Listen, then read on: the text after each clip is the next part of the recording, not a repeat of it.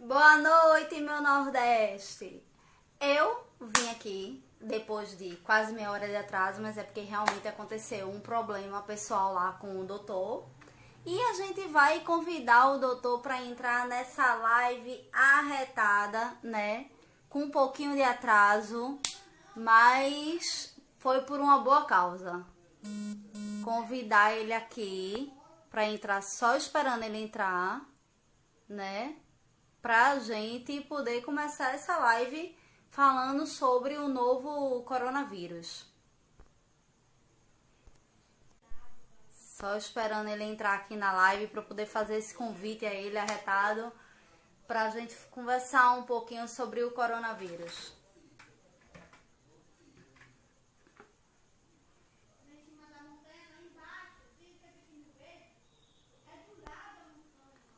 Né? Ele teve um problema pessoal. Tá colocando o celular aí pra carregar pra poder bater esse papo arretado aqui com a gente. Tô esperando ele entrar aqui em nossa live pra gente fazer o convite, né? Vamos lá. Doutor Gabriel já tá por aqui. Esperando ele entrar.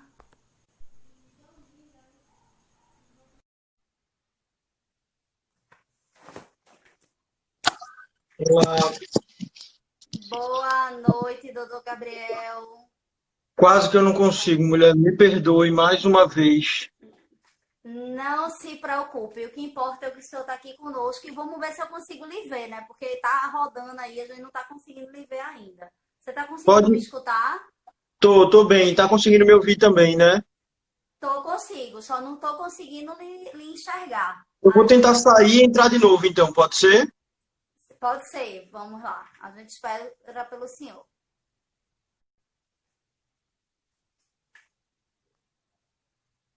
Fazer novamente o convite para doutor. É isso aí, minha gente, ao vivo. A internet ainda Tá me tá. vendo? Não, tá indo ainda.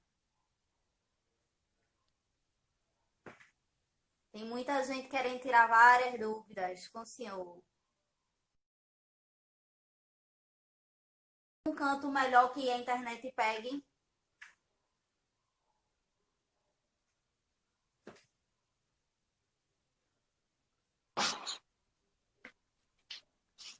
Tem algum lugar melhor que a internet não pegue melhor aí do que aí? Tô tentando fazer isso agora. Vou Então, tentar mais uma vez. certo.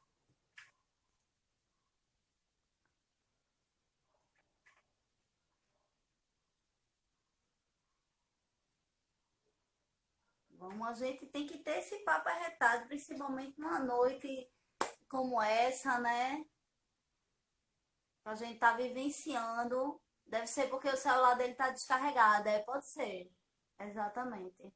Ele teve um problema pessoal muito grande, vocês sabem que ele é infectologista e deu esse atraso aí, mas a gente tá fazendo de tudo para essa conversa arretada sair hoje de todo jeito, para poder informar vocês sobre a real situação do coronavírus, né? De tudo que a gente vem passando. Porque não tá fácil para ninguém, né? E tem muitas dúvidas, muitos tabus, muitas fake news, e a gente tá vendo aqui com o doutor para ele poder esclarecer todas essas dúvidas aí. Fiz novamente o convite e vamos fazer de tudo para Acho que que agora ele vai. entre agora. Bem-vindo, doutor Gabriel, ao nosso Obrigado. Encontrei no Nordeste. É uma honra ter o senhor aqui conosco nessa época tão difícil, né, para poder esclarecer várias dúvidas, várias fake news, porque a gente está meio que perdido nesse tumulto, né, Muita nessa informação, loucura. né? Muita informação, inclusive informação até desnecessária, né? Que você, o senhor sabe, deve lidar isso diariamente. Pelas conversas que eu tive com o doutor Gabriel, ele até criou Instagram, até para poder dar um norte para a população, né, doutor? Porque muita gente vinha com muitas fake news, não é isso? Justamente, é assim, que nesse momento a gente sabe que a informação faz muita diferença, né? Eu queria começar mais uma vez pedindo desculpa para você e para Não todo se mundo. Eu tive um preocupe. problema pessoal meio importante, mas que eu já resolvi, né? E eu fiquei sem aparelho celular, tinha descarregado para completar, porque eu ando fazendo a higiene do aparelho, né? Então eu lavei o aparelho e ele estava úmido, então eu não conseguia carregá-lo. Não se Então eu fui preocupe. resolver o problema e quando voltei, que eu tentei carregar o negócio que eu lavei o aparelho, o negócio não ia. Então eu estava aqui desesperado tentando fazer tudo funcionar, mas ainda bem que deu Mas tudo o que certo. importa é que o senhor está aqui conosco nessa noite de quarta-feira para poder trazer muita informação para a gente. Vamos lá. Vamos Vamos lá. começar pelo começo, né? Eu, particularmente, estou vivenciando isso desde fevereiro, porque eu tenho familiares fora do país, né? Em outros cantos. E, assim, para mim sempre foi muito angustiante. Eu realmente venho sabendo da gravidade da situação muito antes de chegar no Brasil. Então, assim, quando isso chegou no Brasil, como foi que vocês, médicos, que eu acredito que principalmente o senhor como infectologista, deveria estar na mesma situação que a minha, já se preparando para essa loucura, quando chegasse no Brasil, já saber como tomar providências referente a essa situação, não é isso? Então, como foi esse começo para vocês? Que agora está até um pouco melhor, né? Mas eu acredito que o começo realmente foi uma loucura. Agora, eu não sei se está muito melhor, não. Está melhor para mim, pessoalmente falando, porque eu estava morando só. Eu passei 2 primeiros meses sozinho em casa, trancado, e agora eu me mudei e estou morando com minha mulher agora. Então, a gente estava afastado, né? Para mim, pessoalmente, foi melhor. Mas falando da questão de números, né? A gente ainda está ali mantendo-se no pico. A gente não teve essa queda confirmada ainda no número de casos. Né? Eu sabia bem que a infecção ia chegar aqui desde dezembro. Quando a gente começou a ver em dezembro os casos, comecinho de janeiro ali, a gente já tinha uma ideia de que isso ia começar a se espalhar mais um pouco, né? Então a gente começou a ver muita gente infectada de forma rápida, mostrando que muito provavelmente viria para o lado de cá. Quando a gente olha, por exemplo, eu trabalho no município de Olinda. Em Olinda, a gente manteve um número de isolamento que foi um dos melhores do estado. Não era o ideal, não era acima de 70%, mas era um muito bom. Porque eu costumo dizer que a gente deu uma certa exagerada lá. Né? A Secretaria de Saúde, todo mundo, não sem querer fazer propaganda nem nada de ninguém, mas eu dizendo assim, eu estou dando um exemplo. Você perguntou na questão do preparo, né?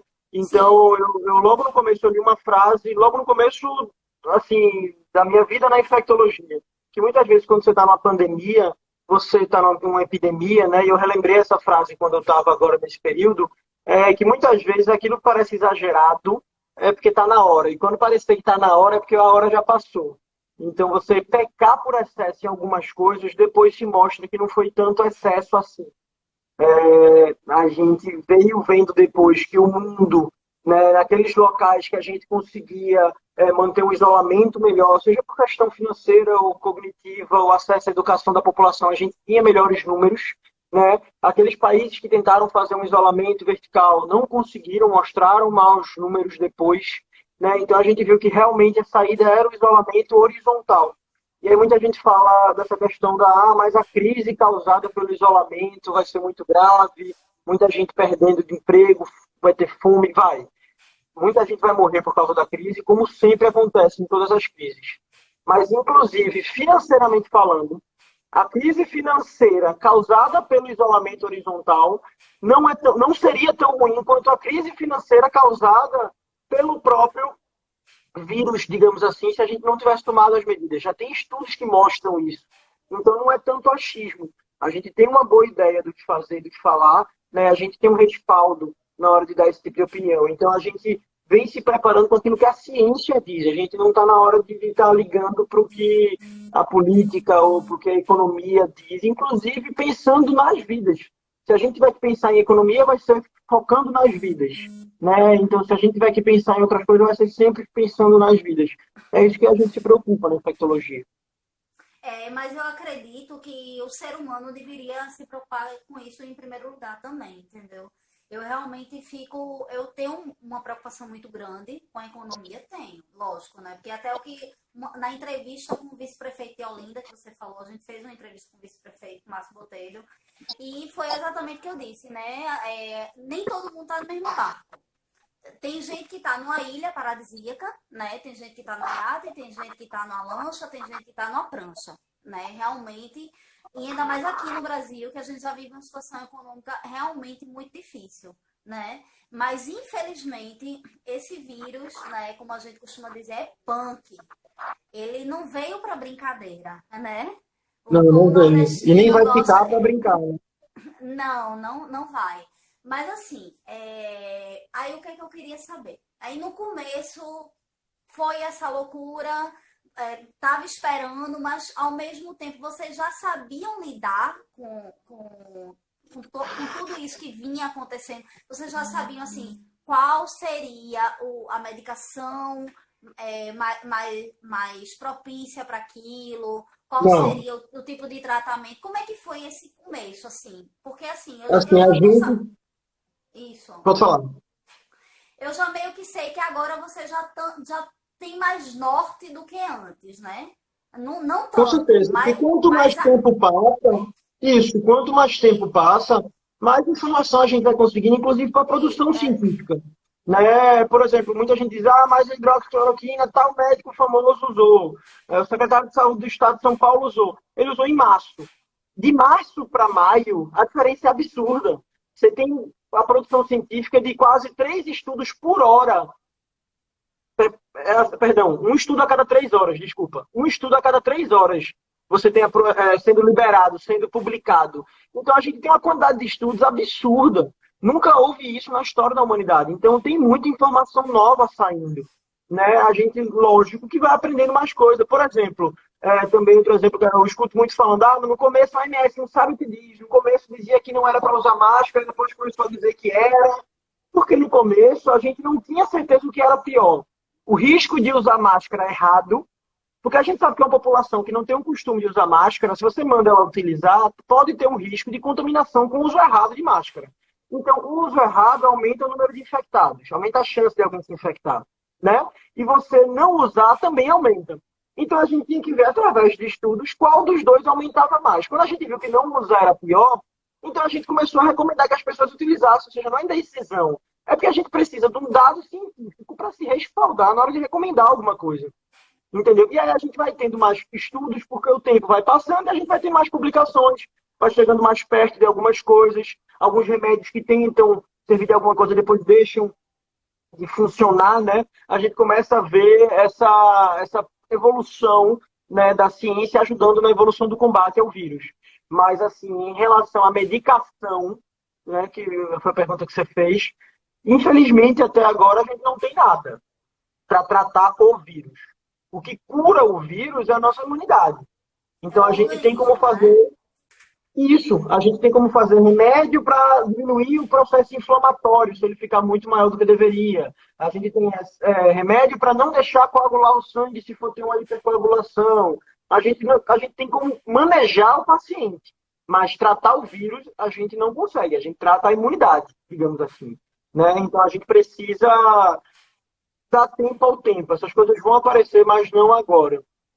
E é como o senhor falou, né? O pessoal fala tanto da OMS, falou tanto do antigo ministro de Saúde, que, assim, em relação à política, eu não gosto de entrar nesse assunto, até porque cada um tem a sua opinião, mas eu acredito que ele vinha com várias informações no começo válida, né? E é como o senhor acabou de dizer, a gente não sabia de nada, era uma coisa muito novo, nunca na humanidade, principalmente agora, assim, os nossos bisavós passaram por isso com a gripe espanhola, né? E Isso, eu não mas é uma sei. pandemia, é a pior pandemia dos tempos modernos. Né? A gente, desde 1918, não tinha nada parecido. Então, a gente tem uma infecção que se espalha muito fácil, né? Que tem uma taxa de mortalidade baixa. Mas em algumas populações ela é mais alta e, como se espalha muito fácil, você vai ter muita gente infectada. Então, 1% de 1 milhão é mais do que É muita gente. 10% de 1.000. Então, a gente precisa saber disso, precisa entender isso. Né? A gente vai ter uma taxa de pessoas infectadas muito maior. Agora, justamente por isso, a sorte, entre aspas, do Brasil, a gente deveria ter aproveitado essa sorte, é que isso começou do outro lado do mundo. Então a gente esperou 3, 4 meses para poder ter os casos aqui, né? Então a gente teve tempo para se preparar. E a gente, quando eu falo assim, algum dado político ou coisa do tipo, não é criticando o A ou B, é criticando qualquer pessoa que não se programou dentro da sua função para poder conseguir barrar a progressão do vírus. Ou seja, se algo era da administração de um hospital, se algo era da administração política, eu vou criticar. Né? Assim, faz parte da minha função. Eu preciso pressionar essas pessoas, nem que seja de uma forma social, entendeu? Por exemplo, o país da gente é em segundo lugar no número de casos no mundo, né? E faz menos exames do que o Irã. Dos 20 países com maior número de infectados, o Brasil é o último, mas é o segundo no mundo todo. Né? A gente estava em 110º até semana passada o número de exames por habitante, por milhão de habitantes. Então a gente precisa aumentar para a gente saber onde está, inclusive para abrir o comércio. Né? Você vê, por exemplo, São Paulo, até semana passada, dizendo que ia fechar e estava seguindo a ciência, seguindo a ciência, seguindo a ciência. E aí, essa semana, São Paulo vai começar um programa de reabertura. Baseado em quê? Porque a ciência não diz que é assim que tem que ser feito. É por pura pressão, entendeu? Da economia, pressão do empresário, pressão da sociedade. Então, E a gente precisa mudar isso. entrando meio, né, nessa linha de pensamento que o senhor está indo, perguntaram aqui, e eu também Eu, vou fazer essa pergunta. A gente entrou no lockdown, saímos do lockdown para a reabertura do comércio. O que é que o senhor acha sobre essa mudança de paradigma? eu acho absurda. A gente Aqui, precisaria de um eu estou número falando em relação a em Pernambuco, Pernambuco. ao Nordeste. Isso. Por exemplo, me perguntaram semana passada, semana retrasada, o que é que eu achava em relação ao isolamento na CBN, se eu não me engano. Eu falei com o pessoal de lá. E aí eu disse, antes da quarentena, 15 dias, na sexta-feira antes de começar essa quarentena mais intensa, eu disse, olha, vejam bem, não, mas porque em São Paulo não deu certo essa coisa de rodízio de carro. Eu disse, porque em São Paulo o povo tem a cultura de usar metrô quando não tem carro. Aqui em Recife, por exemplo, quem é que você conhece que vai ser impedido de usar carro e vai pegar um metrô? Ninguém, você não tem nem Muito metrô difícil. nos principais bairros populacionais dentro de onde você tem um comércio, por exemplo. Você tem metrô nos bairros mais distantes e não são todos. Né? Você tem. Assim, é muito difícil você ter essa comunidade que vai deixar de usar carro e começar a usar metrô. Não é cultural. Então você provavelmente não teria um aumento de pessoas no metrô. E não teve. Né? O que eu estou querendo dizer é que existem medidas aqui que não são iguais a São Paulo, realmente não são. Mas a gente tem uma constante no mundo. A gente precisaria ter uma redução consecutiva de pelo menos 14 dias no número de casos para a gente poder ter uma segurança de abrir o comércio. Porque senão é capaz de a gente abrir o comércio na hora errada e acabar voltando para a estaca zero. Porque o número de infectados vai aumentar de novo. A gente teve 3 dias, 4 dias, sei lá, uma semana de diminuição, voltou a subir no outro dia, diminuiu de novo, e a gente já está torcendo para que vai continuar diminuindo. Não é torcer, a gente precisa de dado, de basar essas condutas, entendeu? A gente terminou a quarentena agora, a gente vai começar a colher isso, digamos, daqui a 10 dias em média, né, quando a gente começa a ver o resultado dessa quarentena mais forte. Porém, você não pode achar que porque a quarentena mais forte deu certo, você não vai ter uma segunda onda depois. Se você liberar tudo de uma vez só, de maneira desordenada. Não adianta seguir a ciência até agora e de repente esquecer tudo que a ciência preconiza. E sobre o lockdown? O senhor achou que esse período que a gente passou em lockdown, o pessoal de Pernambuco, O outros Estado não teve estados, nem tipo coragem de chamar de Fortaleza, lockdown, né? Chamou de quarentena. Disse que antigamente era só um sim, isolamento, depois virou quarentena. Não teve nem coragem de chamar de lockdown, ainda teve isso. mas em relação a essa quarentena, né, esse lockdown, É, o senhor que está vivenciando isso na pele, nos hospitais, recebendo as pessoas em casa, prestando esse tipo de atendimento, o senhor notou alguma diminuição nesse período a gente teve ou uma pelo menos alguma redução. estabilidade, entendeu? A gente teve uma redução nos últimos dias no número de pacientes que procuram com queixa respiratória? Teve. A fila de pacientes esperando leitos em UTI diminuiu muito. A gente tinha 300 pessoas esperando na semana retrasada e agora diminuiu para 83, depois tinha caído para 70 pacientes esperando vaga em leitos, né, para transferência. Porém, a gente E não isso, sabe se isso foi isso, diretamente por conta da quarentena. isso é só em hospital particular ou no SUS também? No SUS, na Central de No Leitos do Estado de SUS, Pernambuco, SUS. certo. Qualquer dado que eu der aqui vai ser oficial SUS, que é o parâmetro que a gente tem. Né? Sim. Mas a gente provavelmente não teve essa redução ainda devido à quarentena, necessariamente, porque está muito rápido, digamos assim. A quarentena acabou domingo, a gente só tem 3 dias que acabou essa quarentena mais forte, então a gente não pode dizer que foi por ela. Ia ser ótimo que continuasse os resultados dela se somando a essa redução que a gente teve agora, ia ser maravilhoso. Mas a gente precisa, talvez, ter uma redução um pouco maior ainda. Né? E pode ser que essa abertura desordenada faça com que a gente consiga ter 14 dias, um mês de redução, mas depois volte tudo de novo. É isso que não pode acontecer. E hoje, qual é a porcentagem, já que o senhor já falou sobre o SUS, o senhor tem ideia do que seria também da porcentagem dos hospitais particulares? Se por acaso eu precisar de um atendimento hoje no hospital pelo SUS ou pelo particular, em uma UTI, eu consigo esse de atendimento? Quantas porcentagens, tanto de um quanto de outro, nós temos hoje no momento em O SUS, não, UTI? o SUS ainda tem fila de espera. Certo. O particular, a gente tinha. É porque depende muito. Primeiro, De porque nem cada todo hospital hospital, particular né? divulga. Porque nem todo hospital particular vai divulgar isso. E os leitos deles não são regulados pelo SUS. Então, a gente não tem um dado específico de hospital particular. Mas eu sei, através de profissionais que trabalham em unidades de hospitais particulares, que ainda existem vagas. Tá entendendo? Mas porque esses hospitais tiveram que abrir vagas. Por exemplo, os 3 maiores hospitais aqui do estado, né, que são daqui de Recife, tiveram que mudar o seu layout, tiveram que mudar suas enfermarias e transformar em UTIs para poder receber pacientes, em certo ponto da infecção. Tá entendendo? Por causa do número de contaminados. Então a gente precisa entender que ainda a gente não está na maré boa. A gente ainda tem um pouco que remar nessa história aí. Então quer dizer que ainda estamos no pico, não é isso? Estamos no pico ainda. A gente pode estar começando a reduzir agora. Né? O problema é, por exemplo, os Estados Unidos, quando ele achou que ia começar a reduzir, né, somente em Nova York, ele ficou se mantendo durante 4 a 5 semanas no pico, que a gente chama de nível de platô. A pessoa chega no pico, mas em vez de reduzir, ela continua se mantendo. E aí esse é o risco que a gente tem aqui. A gente pode até fazer uma queda leve, mas depois se a gente se manter, isso a gente não vai conseguir ajudar assim, em relação a números pela estrutura que a gente tem. Inclusive, porque quanto mais tempo você fica no pico, mais EPI você gasta, mais remédio você gasta, mais profissional você gasta, mais profissional você contamina. Tudo isso tem que ser levado em consideração. Em relação aos profissionais de saúde, que são os que estão em linha de frente, né? Hoje a gente conta com quantos por cento desses profissionais que foram infectados? A gente teve uma taxa aqui, porque depende um pouco das unidades, depende de cada prefeitura. Né? Tem prefeitura que divulga, tem prefeitura que não divulga. Mas de Pernambuco uma teve forma como. em geral, né? Depende, porque, por exemplo, a gente tem uma taxa também oficial um pouco diferente. Entenda que quando a gente vai falar de número de infectados, a gente precisaria que o país da gente fizesse muito mais teste para a gente ter uma ideia geral. Por exemplo, porque aqui Minas Gerais tem a quantidade irrisória de infectados e Pernambuco parece ter uma mortalidade altíssima. Minas Gerais faz muito menos teste do que Pernambuco e não divulga isso.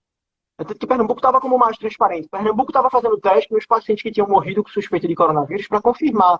Ou seja, se você testa quem morreu, né, a taxa de mortalidade por paciente positivo vai ser muito maior. Né? Pernambuco tem uma taxa de mortalidade de 10%. Então, a gente tem uma taxa de profissionais infectados que varia. Já vi dado de 10%, já vi dado de 25%. Depende muito do hospital. Entendeu? Depende muito da unidade e depende muito do município também. Não é todo município que divulga isso. Mas, por exemplo, na Itália teve uma estimativa de 25% dos profissionais de saúde infectados que tiveram contato, que trabalhavam diretamente com o coronavírus. Mas hoje esses profissionais de saúde, eles estão conseguindo lidar melhor com a doença e conseguindo evitar, diminuir essa infecção, até porque a população precisa demais desses profissionais, né? Veja bem, a gente tem um Mais ou problema menos. de EPI muito EPIs. grande, né? A gente tem um problema também de estrutura, que é crônico. Os SUS têm um problema crônico de estrutura. Então, quando a gente vê muita gente é, é, precisando dormir num quarto insalubre quase, você vai ter mais gente infectada, é normal isso. Né? A gente tem lugar no SUS que não tem exame laboratorial à noite. A gente tem lugar que o exame só funciona de manhã, que não tem raio-x. E isso tudo atrapalha o serviço, atrapalha a sua eficiência. Né? Então você tem essa preocupação vai existir aqui no Brasil. A gente tem, por exemplo, eu sou um paciente do grupo de risco plasmático e eu me afastei da emergência que eu trabalhava porque eu não tinha condição de trabalhar naquele lugar, entendeu? Por causa do risco que eu ia passar. Né? A gente sabe que tem gente que não teve como continuar da mesma forma. Infelizmente, aqui no Brasil, a saúde é um problema muito antigo. Né? A saúde é um problema muito antigo. Sim. É um problema realmente bem antigo, principalmente o SUS, né? Mas graças a Deus que a gente tem um SUS, porque os Estados Unidos, por exemplo, quem adoece, né, acaba depois tendo uma conta maior do que esperado, né? Isso. O SUS é a diferença do Brasil virar um Estados Unidos. O Brasil não tem o número de infectados nos Estados Unidos e não tem o número de mortes e tudo mais por causa do SUS. O SUS está salvando muita gente. O problema do SUS não é a existência dele. O problema do SUS foi a administração que a gente teve por algum tempo. Né? A gente tem que entender que saúde é um direito universal. Muita gente é contra esse conceito como se isso fosse algo, pensamento de esquerda. Não. Está na Constituição do Brasil, não é esquerda-direita. Tem que ser cumprido e ponto. Enquanto a Constituição for essa, e que, por favor, seja para sempre. Então, a gente sabe que a gente tem o dever de cuidar da vida um do outro. Né? O direito à vida é o direito principal. A gente tem que lembrar disso. Entendeu? Antes do direito de ir e vir, antes do direito de qualquer outra coisa. Né? A partir do momento que alguém tem um poder de infectar outra pessoa, o direito de ir e vir dela diminui, já que ela pode estar tentando a vida de outras pessoas. É isso que a gente precisa entender. Exatamente, eu também concordo com o senhor. Eu acho que a gente tem que sair um pouquinho desse fanatismo de político e pensar mais como ser humano, exatamente. Doutor, sobre a reinfecção, que é um problema que a Organização Mundial de Saúde já falou que não pode garantir que as pessoas que foram infectadas, né, não vão se reinfectar. Tem algum dado, alguma coisa, ou já aconteceu aqui no Brasil ou em outro país, esse tipo de situação? Veja bem, a gente não pode garantir 100%, porque nunca diga sempre na medicina, né? A gente sabe que coisas podem acontecer, mas o normal é que não aconteça de novo, pelo menos durante um período. É feito gripe. Se a pessoa tomar vacina de gripe uma vez ou pegar uma gripe uma vez, ou no ano seguinte, o vírus vai ter tido mutações suficientes para ser tantos por cento diferente do ano anterior, fazendo com que a vacina não funcione mais. Né? Então você tem que fazer uma nova vacinação todo ano para a gripe. Né? Ou seja, a imunidade para a gripe dura um ano. Pode ser que a imunidade para o coronavírus dure 1, dure 5, dure 10, a gente não sabe ainda. Né? Mas, então a pessoa poderia pegar de novo daqui a um tempo. O negócio é que a gente espera que essa imunidade ela só caduque, ela deixe de funcionar apenas depois que a gente já tiver uma vacina. Né? Feito aconteceu com o H1N1, por exemplo. A gente teve um tempo de infecção, mas depois que saiu a vacina, a gente conseguiu controlar. Ele ainda existe na comunidade, mas para aquelas pessoas que não vacinam. Quem vacina fica bem, entendeu? Vai ser mais ou menos o que deve acontecer com o coronavírus. Você começar a vacinar a população, vai ficar tudo bem. A questão é que a vacina demora um ano e pouco, mais ou menos, para sair. Agora deve sair a meados do ano que vem, né? Então a gente espera que o quanto antes. E isso é rápido, tá? A vacina mais rápida que o ser humano já produziu na história da humanidade é a do Ebola, que saiu esse ano e começou a ser produzida em 2016, ou seja, 4 anos. Se a gente conseguiu uma vacina em um ano e meio, a gente está muito bem. A gente lê em vários jornais. Eu, por exemplo, costumo ler em vários jornais. O senhor falou aí da vacina, só meados do ano que vem, que estão apostando na vacina chegar fora do Brasil, lá pro lado da Europa, Ásia, lá para o final de setembro, começo de outubro, e aqui no Brasil no comecinho do ano. Isso procede? Tem algum dado referente a isso? Eu Tem acho uma muito otimista. esperança? É muito otimista. Então, eu acho mais seguro a gente prever isso para o meio do ano que vem. Principalmente porque no Brasil, a gente que liderava o esforço da OMS na produção de vacina, o Brasil era o líder. Na produção de vacina e distribuição de vacina no mundo, na última reunião, o Brasil não foi nem convidado. O Brasil se recusou aí e não foi nem convidado. O governo federal fez esse favor para a gente. Também sem querer falar de política, isso é um absurdo, independente de Sim. quem seja o presidente. Né? E só uma coisa que você perguntou em relação a poder pegar de novo ou não, que eu acabei não me atendo diretamente à resposta da sua pergunta, é que eu queria dizer que não, a gente não pode pegar de novo na teoria, né? A gente pega uma vez e fica imune. O que pode acontecer é de ter uma segunda circulação de pedaços do vírus, que fez com que algumas pessoas imaginassem que poderia ser uma segunda infecção, mas não. Era só o exame que dava positivo de novo depois de dar negativo, porque um pedaço do vírus morto, pedaços dele poderiam sobrar em tecido pulmonar e depois circular de novo. Então foi mais ou menos isso. Mas pode acontecer raramente, como acontece em outras infecções, né, da pessoa, antes de ter a imunidade devida, acabar tendo uma segunda circulação, uma segunda infecção, pode, mas isso é estatisticamente irrisório. A pessoa teria que ter o azar de pegar coronavírus 2 vezes em 15 dias, antes que a imunidade tivesse já sido criada. Então é muito difícil isso acontecer. É Então, raríssimo, nem conta. a medicina está contando realmente com esse efeito manada, né? Porque eu estava lendo também dizendo que esse efeito manada pode vir sair do conceito, da teoria, que pode ocorrer sim reinfecção, mas não. Então, esse efeito manada pode acontecer sim, pode chegar um momento de, né?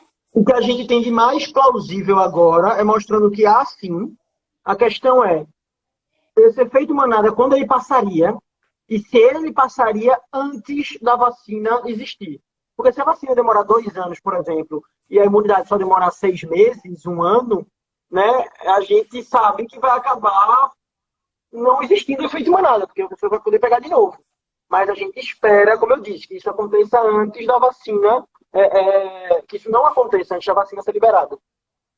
Certo, estão perguntando aqui com relação com práticas integrativas complementares, por exemplo, como aromaterapia.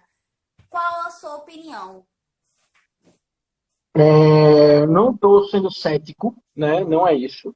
Eu acho que essas terapias complementares elas têm sua função dentro do contexto do paciente, né? Como infecções virais no geral. Você pode ter coisas que relaxam, coisas que ajudam na dor, coisas que ajudam inclusive na tensão, né? A parte biológica causada pela tensão, as contraturas, os quadros, a falta de ar, que você pode ter um padrão de uma como é uma hiperventilação causando, né, alguns sintomas também. A gente sabe que os pacientes podem evoluir bem fazendo essas práticas complementares. Agora, não há nenhuma comprovação científica da atuação delas direta no coronavírus, né, no vírus. Não existe. O que a gente tem é dentro do contexto do paciente, a gente podendo apresentar em alguns pacientes algum grau de benefício, sim, mas não seriam para todos os pacientes e não tem nenhuma comprovação científica disso. Da ação no coronavírus, né? Teria comprovação científica, entre aspas, em alguns sintomas, dependendo de qual for essa prática. Outra coisa também, doutor, que eu gostaria de saber.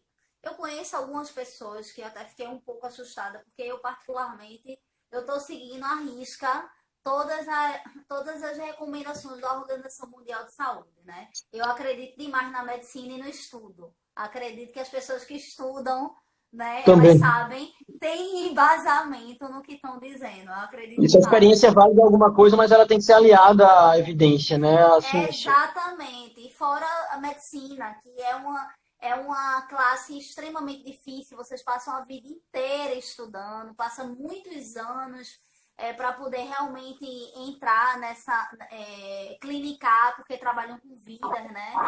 Então, assim, eu particularmente, eu acredito demais nas pessoas que estudam e que pesquisam, né? Eu levo por esse lado. Então, aí a minha pergunta é o seguinte. Eu vejo alguns amigos que têm alguns familiares que foram contaminados, inclusive, infelizmente, chegaram a óbito. estavam seguindo as mesmas recomendações do que eu e acabaram pegando o coronavírus. Aí eu quero saber como é que isso acontece. Como é que eu tô dentro da minha casa, seguindo todas as recomendações e acabo pegando. Veja bem, o coronavírus ele pega uma espécie de carona em pequenas partículas que a gente lança. Quando a gente fala, quando a gente tosse, quando a gente espirra, né? É, Então a gente precisa saber que ele só precisa de uma oportunidade. Se a gente der essa oportunidade para ele, ele vai acabar aproveitando isso.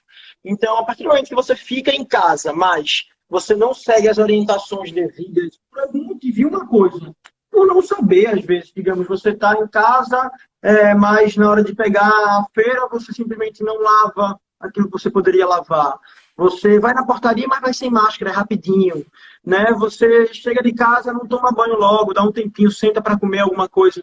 Ou seja, não é só ficar em casa. Ficar em casa é uma das recomendações que vai diminuir a chance de infecção, mas não é a única coisa, né? É a mais importante. Não adianta fazer outra se você não fizer essa, entendeu? Não adianta você fazer outras coisas se você não conseguir fazer isso. Por exemplo, não adianta nem comprar respirador, não adianta você fazer muito mais coisa.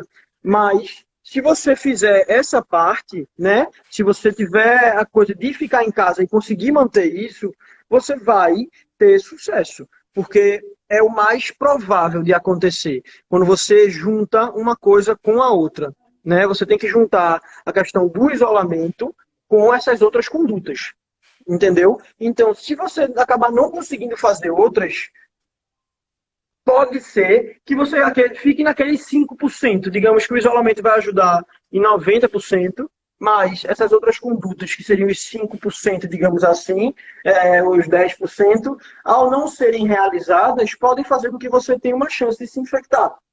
Entendeu? É aquela coisa, alguns cuidados se somam a isso.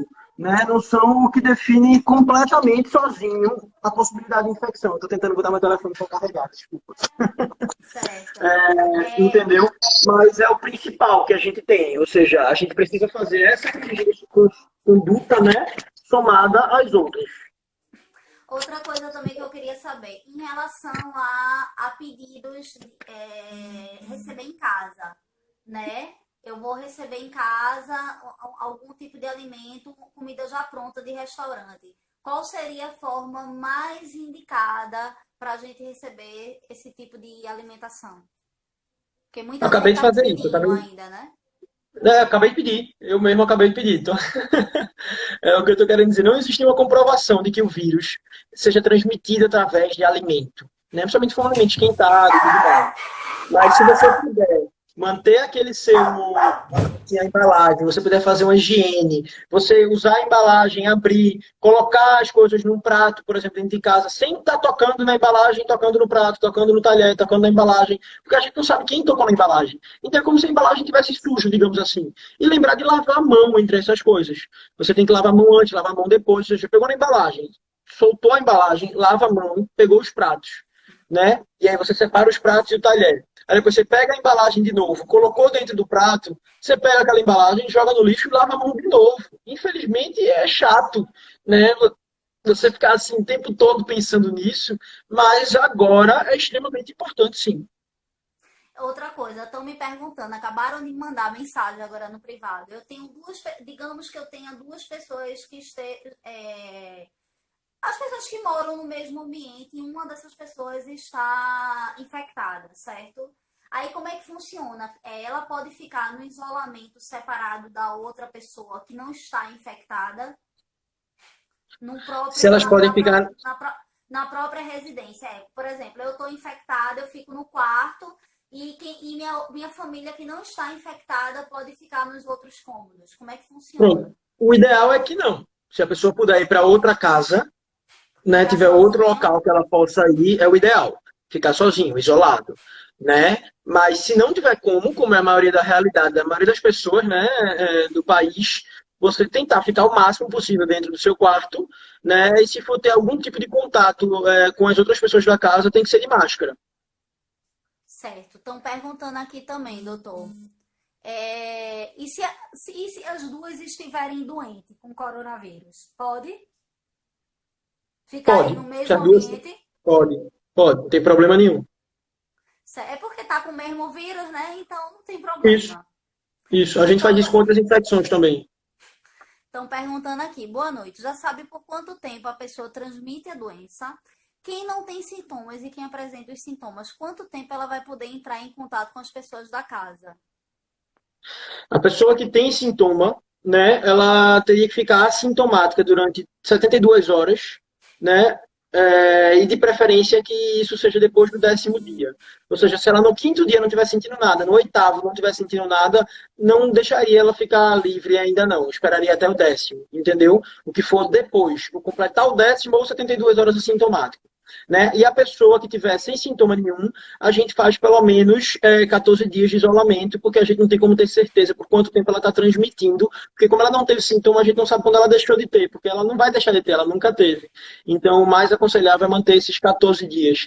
Agora, a pessoa com sintoma já pode começar a transmitir no primeiro dia, inclusive a gente sabe que a pessoa pode começar a transmitir 4 dias antes de começar a apresentar sintomas. Então, quem teve contato com alguém que depois positivou e começou a ter sintoma, mas no dia, mas naquele dia fulano não tinha sintoma. Não quer dizer nada. Se for nos 4 dias anteriores da pessoa começar a apresentar sintoma, a pessoa pode ter se infectado sim com esse outro colega. Certo. Eu queria pedir uma coisa ao senhor, porque assim, Eu eu vou pedir vejo uma também. muita. Eu vou pedir uma também. Não precisa me chamar de sim ou não, mulher. Pode me chamar de Gabriel, Não, não tem problema. Eu posso falar você, não tem bronca nenhuma. Nem vou ter chamado de combinado. doutor. Certo. Esse é o Então, primeiro. para não sair dessa linha da comida e da bebida, né, Gabriel, eu vou fazer uma pergunta aqui que estão fazendo e depois eu volto para o meu pedido, né? É correto tirar a máscara para comer e beber água estando na rua e depois pôr ela novamente? O ideal é você ter a sua garrafa, né? Melhor, mais seguro. Você tentar ir para um lugar onde não tem muita gente, inclusive para você não molhar a máscara, porque quando você molha a máscara ou suja ou ela parte, você tem que fazer a troca. Entendeu? Se você beber água e molhar, botar ela logo depois, você pode molhar a máscara e ela não serviria mais para se proteger, né? Para a pessoa não teria mais ela para se proteger. Então, o problema não é estar no meio da rua. Ela pode rapidamente, se for o jeito, mas o ideal é tirar o mínimo possível. E o ideal também seria, eu acredito, né? Acho que ter outra máscara de reserva, uma limpa, para também Cada se pessoa tem que ter higienizar pelo menos 5 a 6 máscaras na sua rotina, né? Porque a máscara por tem que ser dia. trocada a cada. Não, tem que ter 5 a 6 máscaras. Por dia, você troca de máscara 2 vezes, pelo menos. Depende da sua carga de trabalho. Ou seja, de 2 a 4 horas que você utilizou, o certo é trocar. Mas se você molhar ou sujar, você teria que trocar também. Se partir, também tem que trocar. Se Então, por algum no acaso caso, você. se eu trabalho 8 horas, eu tenho que ter mais umas 4 máscaras, não é isso? 3 a 4. Você pode ainda utilizar 3 máscaras, trocar 2 vezes e com uma usar outra e usar outra, tá entendendo? Agora lembrar de não guardar a primeira máscara que você usou junto das outras duas. Você leva elas num pacotinho, na sacolinha e leva uma outra sacolinha, por exemplo, para você depois que usar colocar, para não soltar na bolsa de qualquer jeito, porque senão pode contaminar a bolsa. Porque se a máscara funciona como um filtro, o vírus pode ficar preso ali na frente e você acabar tocando onde tem vírus e ele acabar indo para a sua mucosa. O ser humano toca no rosto cerca de 23 vezes por hora, sem nem perceber. É, tem alguma máscara, Gabriel, aí perto de você, para poder mostrar a gente que era esse meu pedido?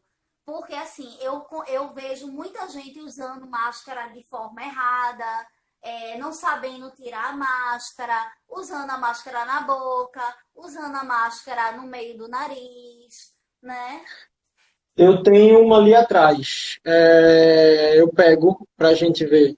Mas Pronto, só para o mostrar como jeito. seria a forma correta de manter a máscara e a forma tanto de colocar quanto de tirar. Eu acredito que a de tirar ainda é pior do que colocar, né? Isso, porque como você coloca ela limpa e vai tirar ela suja, né? Então eu Isso. acredito que tem que ter um cuidado muito grande na hora de retirar a máscara, não é No isso? manejar, você tem que tocar nas bordas da máscara e tocar no elástico da máscara. Tirar assim e se for colocar de novo, assim. Não pode estar pegando no meio dela, né? Você pegar nas pontas, em cima e embaixo, para poder ajeitar e nos cantos para poder ajustar no rosto. Tem que estar cobrindo nariz e boca, ela tem que estar com essa área coberta, né? Então a gente precisa da máscara sendo bem funcionante para ela poder proteger bem a pessoa. Se você quiser, eu vou buscar. Posso? Não, não, tá ótimo. Mas se quiser buscar, ótimo. Mas essa Eu pego explicação depois, já daqui a foi. pouco eu pego. Pronto. Daqui a É pouco eu porque pego. tem muita pergunta. Aí estão me Eu imagino. perguntando. Tá subindo aí um monte. Eu vou perguntar, eu vou fazer todas as perguntas, minha gente. Pode Tenha perguntar o que calma, quiser, que a rapaz. gente vai perguntar. Se essa live cair, que dura só 1 hora, tem nada não. A gente retoma e só sai daqui com todas as perguntas respondidas. Isso, eu tô É, devendo hoje. Hoje eu tô devendo. tá devendo, tá devendo. Doutor, veja, estão me perguntando aqui. Eu tenho 2 adultos na minha casa doentes, são 2 adultos e uma criança. Eu tenho os 2 adultos doentes, mas a criança não apresenta sintomas nenhum. Essa criança ela pode continuar convivendo com esses adultos que estão com os sintomas do coronavírus, ou o ideal seria pegar essa criança e mandar para casa de alguém? O ideal seria que ela não ficasse lá. Minha assistente de palco aqui, obrigado, amor. Minha mulher trouxe a máscara pra mim, tá vendo como ela é fofa? Muito bem. O meu Daqui a pouco assistente eu de mostro. o meu produtor tem 11 anos, que Ah, faz rapaz, todo isso é esse um meu produtor cenário aqui. Todo esse meu primeira, rapaz. cenário aqui é feito e que me ajeita, ó, com fone todo dia, meu produtor de 11 anos, meu filho, Marcelo Melhor Henrique. fase. Quero mandar um beijo para ele, que ele deve estar me assistindo, né? Ele é o Que produtor do massa. Encontrei no Nordeste, minha gente. Pronto, vou mandar um Mas, abraço pra mas ele também, então. Manda, doutor. Sim, mas aí, eu tenho essa criança, aí o ideal seria a gente levar ela para casa de outra pessoa, não é isso? Seria o ideal. Mas se não tiver como, né, poderia também fazer o exame dela para saber se ela já teve contato. Porque é mais comum as crianças terem contato e não terem sintoma nenhum, mas serem transmissoras. Então, se ela estiver em casa, já tiver tido vírus, ela pode estar inclusive imunizada já para o vírus, então está tranquilo. O ideal seria fazer o exame da criança para poder saber disso, né? Até porque para ela não ir para casa de alguém e transmitir para esse alguém se ela estiver infectada. Certo. Voltei às perguntas, minha gente. Vou começar a fazer algumas. Uma pessoa que teve o Covid, esse é de feito para a mãe. Uma pessoa que teve o Covid e passou mais de 20 dias e ainda não voltou o paladar e o olfato, é Pode normal isso acontecer. acontecer? Pode acontecer. Tem gente que fica Geralmente, até um mês. era isso que eu ia perguntar. Geralmente dura em torno de quanto Não, tempo essa. geralmente 2 semanas, mas tem gente que fica até um mês. Certo. A próxima pergunta é de Cassandra Fernanda. Bactéria na garganta, mas a pessoa estiver cansada e tossindo, isso pode ser sintoma de Covid? Bactéria na garganta? Como assim bactéria na garganta? Eu acredito que ela deve estar achando que está com alguma bactéria na garganta, está se sentindo cansada e tá tossindo muito. Esse é um dos sintomas do Covid? Veja bem, cansaço, tosse mas por que ela suspeitou de uma bactéria? Ela tem placa na garganta? Se for com placa na garganta, por exemplo, eu vou pensar primeiro numa bactéria. Então, esses sintomas seriam por causa da bactéria. Por exemplo, quem tem placa em amígdala, que é algo comum, né? Tem gente que faz muita amidalite. Então, eu vou pensar primeiro nisso. Mas tem gente que não, que demora para fazer amidalite, não faz comumente e está com dor de garganta. Então, pode ser coronavírus? Pode. Entendi. Até porque o coronavírus é um vírus, bactéria é bactéria, né? São duas coisas Muito bem. completamente Você, diferentes. você não tem ideia de como isso não é tão óbvio assim.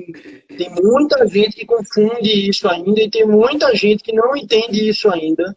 E, cientificamente falando, assim, você pode ter, inclusive, a necessidade de tratar algumas bactérias durante o coronavírus, pode, por uma questão de diagnóstico diferencial, demorando sair alguns exames laboratoriais, mas, no geral, cada uma merece um tipo de medicação. Certo. Aí tem aqui, Ana Ferreira, 2018. Quem teve perda de olfato e ainda persiste sem outros sintomas ainda está transmitindo o vírus? Provavelmente não está transmitindo mais, não. Provavelmente essa pessoa tem os sintomas como se fosse uma sequela, entre aspas, uma cicatriz que o vírus deixou no sistema do olfato, né? Mas não quer dizer que você está transmitindo ainda, não. Doutor, outra coisa. Eu conheço algumas pessoas que tiveram alguns problemas na pele e quando foram socorridas, acabaram sendo diagnosticadas como coronavírus. Eu ando lendo também, né, que esses problemas de pele, dependendo de como seja, ele também faz parte do coronavírus. Isso Sim. é real? Realmente o coronavírus ele apresenta problema na pele? Sim, pode ter um rasco cutâneo, um vermelhidão. Infecção viral, no geral, pode causar isso. Algumas são mais comuns, né? Ou seja, é um sintoma que não é o mais comum, mas também não é tão raro assim, né? Inclusive causando algumas descamações nos dedos também pode acontecer, né? Então a gente precisa fazer o teste sim, nesses pacientes. É por isso que muitas vezes a gente vê o pessoal reclamando: ah, a pessoa chegou na UPA com dor no peito, era um infarto e botaram coronavírus, como se fosse suspeito de coronavírus. Tem um motivo para o médico fazer isso. A gente sabe que um paciente que teve um infarto agudo do miocárdio, ele pode ter tido uma infecção, dependendo do que ele tiver tido, assim, de outros sintomas que ele tiver apresentado. A gente sabe que existem fatores para a gente pensar na miocardiopatia dilatada, que é algo que o coronavírus pode causar. Ou seja, a infecção viral, ela tem as suas particularidades. E o médico para pensar em tudo isso antes de botar qualquer coisa. E o AVC? O coronavírus também pode dar AVC? Toda infecção pode facilitar um AVC. Toda. Por quê? Quando você tem uma infecção, entrou uma bactéria, um vírus no corpo, né? Tem célula de inflamação que está ali. É como se fosse um soldado raso, né? Geral. Ele serve para matar qualquer coisa. Então ele precisa de um soldado melhor, mais específico. Ele manda um aviso, né? Então ele produz citocinas, ele faz acrescenta na produção de interleucinas. São substâncias que ajudam na inflamação. E inflamação é algo bom. Ela está ali para combater o agente infeccioso que entrou. Então a gente precisa das pessoas conseguindo inflamar bem. O problema é quando inflama demais. É como se você tivesse uma polícia que agride mais o cidadão, né, do que digamos, uma polícia que ajuda a pegar o bandido, entendeu? É como a polícia em comunidade carente, que chega batendo e quando chega no bairro de Boa Viagem, chega pedindo licença, mais ou menos isso, entendeu? A gente tem essa pequena diferença. Então, quando a gente tem essa imunidade muito exacerbada, você pode ter lesão de endotélio, você pode ter lesão de alguns tecidos, e o tecido neurológico é um deles. Além disso, a gente tem visto uma relação da infecção pelo coronavírus com o receptor do ECA2, que é uma enzima conversora de angiotensina, que está funcionando como um receptor para o vírus entrar naquela célula, e isso tem muito no pulmão.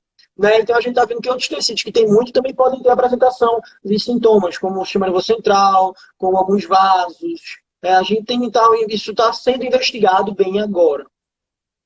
Eu tenho uma amiga que logo no começo ela estava bem preocupada e ela está aí online, né? Eu acredito que ela ainda está. Ela estava esse tempo todo, inclusive, fazendo várias perguntas. E a mais importante ela não fez, mas eu vou fazer por ela, né? Que ela estava até conversando comigo um dia muito preocupada, porque o vizinho do andar de cima estava com coronavírus. E ela no andar de baixo, ela tem uma mãe idosa, tem uma filha pequena. Então, assim, se eu tenho um vizinho que ele foi comprovado que ele tá com coronavírus, mas ele tá em isolamento, ele tá fazendo tudo aquilo que ele deveria fazer, né? Tá lá, isolado, direitinho. É, os vizinhos ao redor pode pegar, é transmitido pelo ar, porque assim, muita gente, porque eu vi, tem muitos vírus que são transmitidos pelo ar, né? E tem muita gente que fica preocupado com isso. O coronavírus, ele é transmitido pelo ar? Como é que funciona? Tem alguma metragem? Não é bem no ar. Né? Ele pega uma, como eu disse, uma carona nessas gotículas que são microscópicas, e essas gotículas elas flutuam, né, muito facilmente, elas demoram muito para se depositar no chão. Né? E aí existe a chance, existe. É muito difícil, é muito difícil. Por exemplo, a gente tinha unidades, estabelecimentos e casas perto de hospitais centrais em Wuhan que tiveram uma taxa maior de coronavírus em cima das superfícies. Isso acontece, mas não quer dizer que vai ser vírus infectante necessariamente. O vírus que infecta realmente, ele tem que estar vivo e tem que estar funcionante, ele normalmente é uma distância menor do que 2 metros. Né? Então você teria que ter um contato. O que é o contato próximo que a gente considera? Um contato menor de 2 metros durante 15 minutos ou mais. Então, de uma casa para outra, você pode ter essa possibilidade? Pode, mas isso é muito, muito raro. Né? E também não tem nenhuma comprovação diretamente, assim, de caso que pegou porque o vizinho teve. É diferente de catapora, por exemplo, que passa muito fácil. Sarampo, por exemplo, se a gente não tivesse uma vacina, a gente sabe que uma pessoa com sarampo passa em média para 18 pessoas. A gente está reclamando do coronavírus com 3. Né? Ainda tem gente que não quer tomar vacina para sarampo, então fica difícil. Complicado. É. Ontem, Cassandra Fernanda. Ontem um amigo de trabalho estava tossindo muito com falta de ar. Teve febre e dor de cabeça. Isso é sintoma de coronavírus? Pode ser sim. Lembrando que 80 a 86% das pessoas infectadas não vão ter sintoma nenhum ou vão ser oligossintomáticas, quase não vão ter sintomas.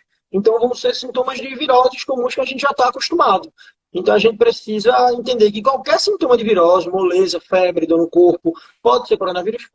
Pode. É por isso que é importante a gente testar a população. Né? A gente não está testando nada. A gente não fez 1 milhão de testes ainda no país da gente. Mas, certo. Aí, voltando um pouco a esse caso, que agora eu fiquei um pouco preocupada, né? Existe uma possibilidade de pegar, existe. Mas é uma possibilidade bem remota, se por acaso eu moro no segundo andar, meu vizinho mora no terceiro, ou então eu moro numa casa, meu vizinho mora em outra, ele tá com coronavírus. Assim, é uma possibilidade, mas é uma possibilidade bem remota isso acontecer. Muito remota, é raríssimo. O que eu estou dizendo é que existe uma possibilidade, né? Mas não existe nenhum dado científico que mostre que alguém pegou porque o vizinho de cima tinha.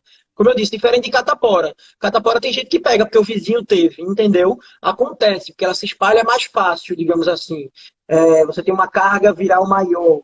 No coronavírus, aparentemente, a gente não tem essa chance tão grande. Você precisaria de um contato mais próximo. Mas se você tiver muita gente infectada na mesma casa, morando em 10 pessoas, todo mundo tossindo, você não pode dizer que é impossível, principalmente porque você vai ter gente circulando nos outros vãos do prédio. É por isso que a gente precisa diminuir a circulação de pessoas em locais públicos, em locais onde você tem circulação, locais que você pode ter outras pessoas passando, feito corredor, elevador, tudo mais. Quando você É isso tenta que eu ia diminuir a falar. quantidade de pessoas correndo no calçadão, não é só para diminuir a quantidade de pessoas no calçadão, é diminuir a quantidade de pessoas saindo de casa, entendeu? Ficar em casa é importante também por causa disso. A gente sabe que o vírus pode ficar em suspensão em um lugar fechado, escuro, por média até 3 horas. Né? Então você não é fiscal de espirro de ninguém. Alguém pode ter passado 3 horas antes no elevador, espirrado e ter lá ainda circulando, né? Na escada do prédio, no corredor. Então você não pode estar contando com a sorte. Isso, então, entrando nesse foco que o senhor está falando, muita gente chega aqui, né, porque a gente divulga muita coisa de Porto de Galinhas, a gente divulga muita coisa de outras praias, aí eu quero que o senhor reforce essa parte também, que é de extrema importância, porque eu conheço muitos surfistas, muitos profissionais voltado, pessoal que anda de kitesurf, tudo, aí eu quero que o senhor reforce. Muita gente faz, mas eu tô sozinho dentro do mar, eu vou surfar sozinho dentro do mar, eu vou correr sozinho na praia, eu tô sozinho com meu filho na praia, ele brincando de areia. Mas por que não é bom ele tá sozinho no mar surfando? Não é bom ele tá sozinho correndo nos calçadão? Não é bom ele estar sozinho ali na praia? Porque isso também é muito importante evitar. Isso, por exemplo, eu surfo todo esse tempo todo sem ir. Entendeu? Como Eu também, eu tô não tem. sofrendo horrores. Vamos dar aí de novo. Até por uma questão de exemplo, entendeu? Eu tenho um colega jornalista que disse: eu tô indo 4 horas da manhã, a polícia tava batendo lá, eu tava indo às 6. A polícia começou a bater, eu fui às 4. Eu disse: é bonito teu filho ver tu saindo de casa no meio da quarentena às 4 horas da manhã para poder driblar a polícia, né? Tá entendendo? A gente reclama tanta coisa de político, de não sei o que, e vai estar quebrando quarentena, que negócio de menino pequeno, entendeu? A gente tem uma responsabilidade. É feito gente se encontrando para ver live. Uma coisa mais absurda do que isso. Né? É uma... Sinceramente, é uma falta de empatia, é uma falta de noção de realidade, de responsabilidade. A gente precisa entender que a gente tem um papel nessa infecção, entendeu? Porque você vai dizer, não, eu vou correr. Por exemplo, eu estava começando a treinar. Meu padrasto é ultramaratonista, né? Minha mãe corre também, meia maratona. Eu estava começando a treinar para poder correr uma prova também com ela. E aí eu parei de correr. Né? Mas só sou eu naquele horário, não tem ninguém correndo por ali, é no meio da rua. Então, se eu posso, todo mundo pode? Não. Então, se ninguém pode, eu também não posso. E além disso, tem o fato do vírus estar durante 3 horas, né? E se todo mundo pensar por esse ângulo, todo mundo vai circular naquele ambiente, sendo propício o vírus continuar circulando. Não é isso? Isso. Você pode ter uma maior circulação de pessoas, é igual a maior circulação de vírus. Certo. Estão perguntando aqui, Alex Dias Dion. O vírus do coronavírus pode se fundir com o do HIV? Não, a gente teve alguns estudos falando que eles poderiam utilizar Estou ao vivo novamente. Vamos ver se a gente consegue chamar o doutor agora.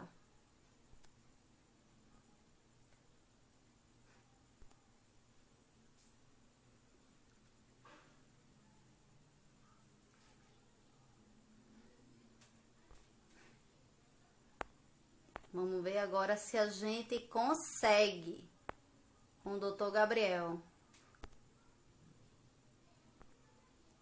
Esperando ele entrar aqui novamente.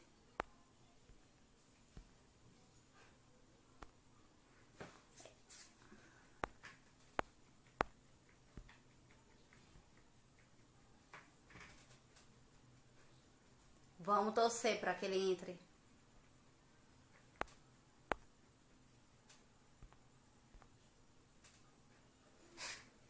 Vamos lá. Deixa eu fazer o convite, doutor.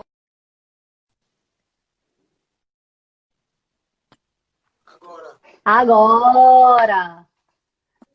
Tá me escutando? Pronto. Então, vamos lá. Perguntaram, doutor, geralmente quantas pessoas são assintomáticas? Quantas pessoas? A gente tem uma média de 30%, 40%, chegando até 50% das pessoas são assintomáticas. 30% a 50%. Certo. Então, eu conheço particularmente algumas pessoas que elas fizeram o teste sem sintoma nenhum, mas é porque estavam convivendo com pessoas que tava com coronavírus, com contato, exatamente. E é porque tem alguma coisa batendo no telefone aí do senhor. E acabaram testando positivo, certo? E um ambiente de pessoas com coronavírus, que morem na mesma residência, nesse ambiente, algumas pessoas vão ter sintomas e outras não vão ter sintomas. Como é que funciona isso? Isso, porque isso depende muito da quantidade de vírus que entra na pessoa. Isso também depende da quantidade de resposta inflamatória que ela tem. Então, depende de uma combinação. Se entrar pouco vírus e a pessoa responder muito, né, isso pode ser muito ruim. Né? Se entrar muito vírus e responder muito também, mas assim, proporcional, né, você pode ter alguns efeitos ruins, outros não tanto. Então, isso depende muito mais de como a inflamação do corpo da gente, como o exército do corpo da gente vai responder àquela pessoa, àquela infecção, né, aquele bandido. Então, a gente sabe que cada pessoa tem uma imunidade que funciona de um jeito, mais ou menos feito uma impressão digital. Então, a gente precisa saber que existem esses motivos. E aí também, quando a pessoa tem alguns comorbidades, faz parte do grupo de risco, pacientes idosos, a gente sabe que isso pode contribuir também para alguns sintomas serem apresentados ou não. Outra coisa, doutor, quais são os sintomas mais comuns do coronavírus? Os mais comuns, e depois a gente vai para os sintomas que existe uma probabilidade de ser coronavírus, mas não é tão comum. Entendeu? A gente tem normalmente os sintomas de viroses comuns. Moleza, dor no corpo, febre, normalmente uma febre alta. Pode ter queixa respiratória de dor de garganta, pode ter falta de ar também, né? Mas essa falta de ar não é também o mais comum. São aqueles que a gente precisaria observar bem, digamos. Mas é bem comum também. Mas não é todo mundo. Isso são das pessoas que tiverem sintomas, né? Mais importantes. Então, a gente sabe que são os principais. Moleza, dor no corpo, a virose que tem uma febre um pouco mais alta e pode dar dor de garganta e falta de ar. Entendeu? Resumindo, é isso. Mas, digamos que eu tive uma febre, eu só tive febre de 37,8, 37,7, 37,9. Num período curto de 3 dias, não tive mais nenhum sintoma. E depois eu fiquei bem. Passei mais uns dias fracas, né? Tudo começou com a dor no corpo, uma dor na batata. E depois desses 3 dias de febre, eu fiquei bem. Isso poderia ser coronavírus? Pode. Sem tosse, sem sintoma nenhum? Isso. Se a gente diz que 80% vai ser assintomática, não vai ter nem sintoma nenhum, né? Ou então vão ser oligossintomáticas, quase sem sintomas. Qualquer pessoa que tiver uma virose agora, até que se prove o contrário, pode ser coronavírus. Entendeu? Isso. No geral é isso. E se por acaso, e quais são os sintomas mais incomuns que dá no coronavírus? Que no caso a gente já falou que foi a parte do problema de pele, né? E tem mais algum outro sintoma? Pode ser isso. Por exemplo, essa questão da perda do paladar. Ele não é tão raro assim, para a gente considerar incomum, mas é algo que é característico, não é patognomônico que a gente chama. Não quer dizer que se tiver perda do paladar e do olfato, vai ser coronavírus. Não, não quer dizer isso. É considerável, assim, mas não é o sintoma mais comum. Entendi. Estão perguntando aqui, Carmen Freire. Meu filho, minha nora, minha irmã e minha sobrinha moram comigo. Os 4 tiveram sintomas parecidos com os de coronavírus. Eles tiveram febre, diarreia, dor no corpo e muita dor de cabeça durante 3 dias. Pode ser? Pode. Como eu disse, qualquer sintoma parecido com uma virose pode ser coronavírus. Maria Helena Lins Galvão.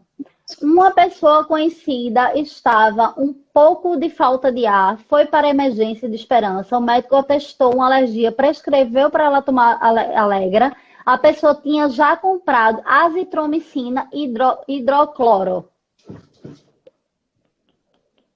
Alegra é um remédio de alergia que pode ser feito não para depender da queixa que você tiver, seria um sintomático.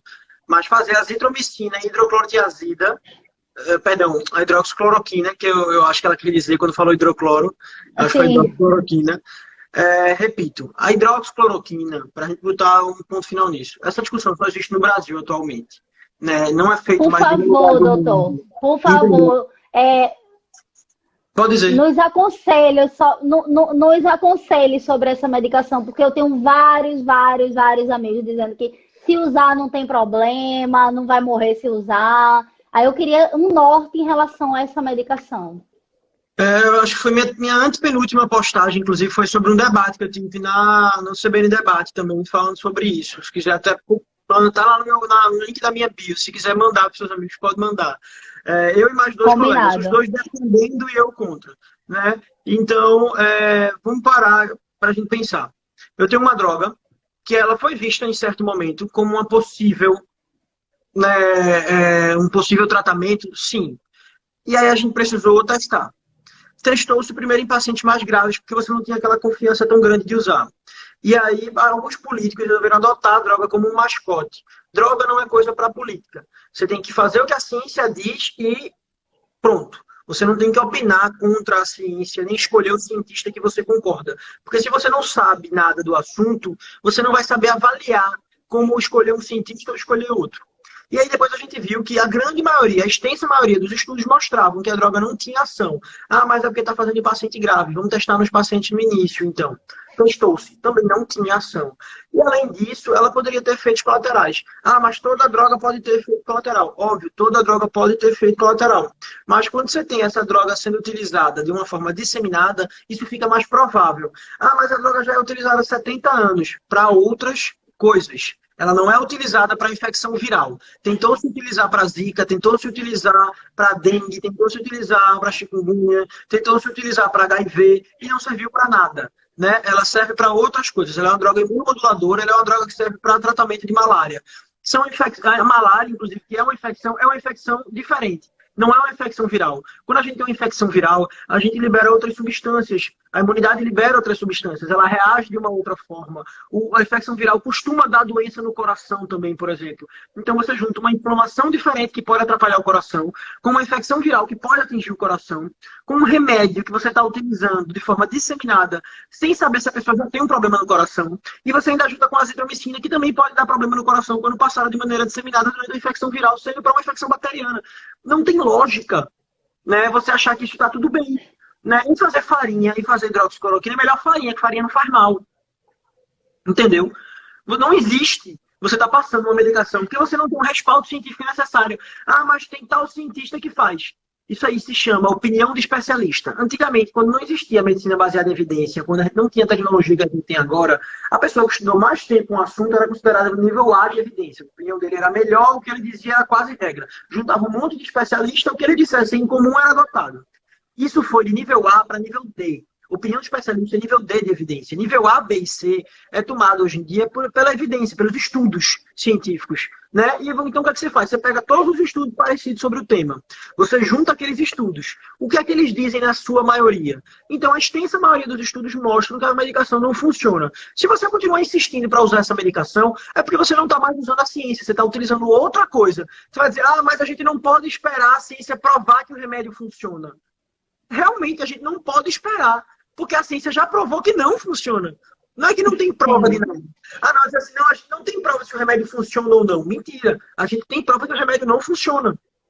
Né? A gente já conseguiu ter estudo suficiente para dizer que não. É tanto que parou-se de utilizar até em estudos. A OMS não recomenda mais. Até nos Estados Unidos, em que o presidente deles é tão louco quanto o nosso, o CDC e o FDA estão lá dizendo o tempo inteiro que a medicação não serve de nada. Tiraram do protocolo. Aí o presidente diz que o médico da Casa Branca passou para ele. Então o médico da Casa Branca sabe mais que o FDA? Não sabe. Aí vai dizer, mas você, doutor Gabriel, você acha que você sabe mais do que o doutor fulano de tal, que é doutor Yamaguchi, doutor Kalil, doutor não sei quem. Não sei. Quem sabe mais que eles são as instituições de saúde do mundo todo, praticamente. Entendeu? Você tem os principais especialistas. Por que o meu debate na CBN foi com dois colegas? Um era pneumologista e o outro era dermatologista. A outra era dermatologista. Porque nenhum infectologista é a favor do uso da hidroxicloroquina. Se a produção deles conseguisse um infectologista para falar contra o que eu estava dizendo e falar a favor da hidroxicloroquina, ia ser a melhor produção do mundo. Porque não existe. Não existe nenhum especialista propriamente dito, né? Porque você vai, não, tem um vídeo de fulano de tal que é cirurgião. Ele não trabalha com infecção viral na sua rotina. Ele não vai entender a fisiopatologia da infecção viral igual ao infectologista. É fato. Eu não entendo do procedimento cirúrgico feito ele. Cada um no seu quadrado. Claro, concordo. Aí estão perguntando aqui, doutor, por que o teste rápido de farmácia não é tão confiável? Porque ele pode dar falso negativo e falso positivo. Esse é o 7º coronavírus que existe. Né? 3 deles causando pneumonias ou síndrome respiratórias agudas graves e 4 causando viroses comuns. Esses 4 já existem no país da gente há anos. Então alguém que faz uma virose comum por um desses outros 4 coronavírus pode, né, o corpo criar um anticorpo para aqueles outros 4, que é parecido com o anticorpo do SARS-CoV-2. Né? Então a gente sabe que um outro tipo de vírus pode positivar, um outro tipo de coronavírus pode positivar esse teste. Né? Então ele tem uma chance de falso positivo e tem uma chance de falso negativo, principalmente na infecção aguda. Então não adianta fazer teste rápido durante a infecção, porque você vai acabar tendo um resultado que pode ser falso negativo também. Né? Então a gente precisaria, porque quando a gente tem uma infecção, o corpo produz IgM primeiro e IgG depois. IgG normalmente é quando a infecção é o que traz a imunidade, né? E o IgM é produzido durante a infecção aguda, normalmente. Mas a gente está vendo que pode ser produzido depois e a gente sabe que pode durar mais tempo. Então, não é o melhor teste. A gente tem testes melhores para ver a imunidade, como a quimioluminescência e o ELISA, que é o imunoensaio enzimático. Né? E para ver a infecção aguda, a gente tem também o SWAB, que é aquele RT-PCR, que vê se tem pedaço do vírus, e tem a pesquisa de antígeno, que a gente vê também no sangue se tem pedaços do vírus. A gente sabe, doutor, fugindo um pouco das perguntas, que tem um monte aqui, e ele vai responder todas, minha gente, mas entrando ainda nesse pensamento do senhor, né, a gente sabe que muita gente não está conseguindo fazer os exames, mesmo com sintomas, né, isso porque não tem exame, né? Mas aí, essas pessoas que já tiveram algum tipo de sintoma, ela consegue fazer esse exame ou também está na mesma situação dessas outras pessoas? A pessoa que tem sintoma, né? Não, a pessoa que já teve. Mas não fez sintoma. Ela pode fazer o teste rápido, né? Mas no SUS não está tão fácil assim, não. Não tem tanto teste. Porque, primeiro, os países que vendiam, que produzem o teste em maior escala, estão usando no seu próprio país. Né? E o país da gente, nos últimos 2 anos, sucateou de forma nunca antes vista a questão da produção científica no país. Então, uma instituição como a Fiocruz teve uma redução de verba absurda durante o governo federal atual. Né? Então, a gente tem essa instituição produzindo apenas 30 mil testes no último mês. Isso não dá para um país feito o nosso. Não. Não dá Uma pra superpopulação como o nosso, de jeito nenhum. não dá pra ser Doutor, comparado. então, mas se por acaso eu quiser fazer particular, eu consigo fazer particular? Consegue. Particular consegue. Um exame desse gira em torno de quanto? Para as pessoas em casa terem noção. Depende do laboratório, depende do exame. O teste rápido, ele pode custar em média R$ 200, 150 em alguns lugares, mas a quimiluminescência e o ELISA podem custar de 250 a 350. A média seria de entre 200 e 300 reais. E eu consigo fazer esse exame sem nenhum parecer médico Tem que ter uma solicitação médica. para poder fazer esse exame, não é isso? A maioria dos Pronto. laboratórios solicita. Pronto, aí estão perguntando aqui também. Maria de Melo, 31, 39. Dor de cabeça faz mais de uma semana e garganta doendo. É sintoma de coronavírus? Pode ser. Dor de cabeça também entra no quadro dos sintomas. E a garganta doente a gente sabe que pode ser uma infecção viral. Pode ter outras coisas, mas pode ser. E o que é que eu faço se for coronavírus? Acho bom, porque você teve um quadro leve e pegou coronavírus e vai ficar imune. O risco é você pegar e ter algo mais grave. Se você já está uma semana e não ficou grave, se for coronavírus, dificilmente você vai ficar. Tá, estão perguntando aqui novamente, aí eu vou pedir só para o senhor reforçar, que o senhor já falou na live que caiu, né? Que a gente retomou agora, mas só para o senhor reforçar para quem está entrando agora. Uma pessoa que já pegou e se curou, ela pode pegar novamente? Não, não pode pegar novamente. É estatisticamente irrisório, né? Isso que a gente fala. É raríssimo se acontecer, mas no geral a resposta é que não pega de novo, pelo menos durante um tempo, né? A gente não sabe ainda quanto tempo fica essa proteção, mas a gente sabe que ela existe. E mais uma vez perguntaram de novo sobre a hidroxicloroquina e eu reforço, a hidroxicloroquina não funciona para coronavírus. Isso já é águas passadas. Então, Rosângela Pontes da Silva, boa noite. Mesmo uma pessoa ter tido a doença e depois fizer o exame de sorologia, pode dar não reagente para anticorpos da doença? Você pode ter tido e não ter anticorpos? Pode, depende muito da época que você fizer e do exame que você fizer. A gente sabe, por exemplo, que o teste rápido, você precisaria ter uma quantidade X de anticorpos para poder positivar o exame. Mas para ter a proteção, você já poderia ter menos anticorpos. Ou seja, se eu tivesse... Vou dar um número aqui que não é um número real. Você precisaria de 100 anticorpos por ml para poder dar positivo o exame. Mas com 50 anticorpos por ml de sangue, eu já consigo uma proteção contra o vírus. Então pode ser que eu já esteja protegido, mas o exame não deu ainda a quantidade, porque eu não tenho essa quantidade para chegar lá nos 100 para positivar o exame. Então você pode ter essa linha ali, né, em que você estaria protegido, mas não positivaria o exame. É por isso que o ELISA e a quimiluminescência são exames mais específicos e mais fidedignos, que a chance de dar falso negativo e falso positivo é bem menor.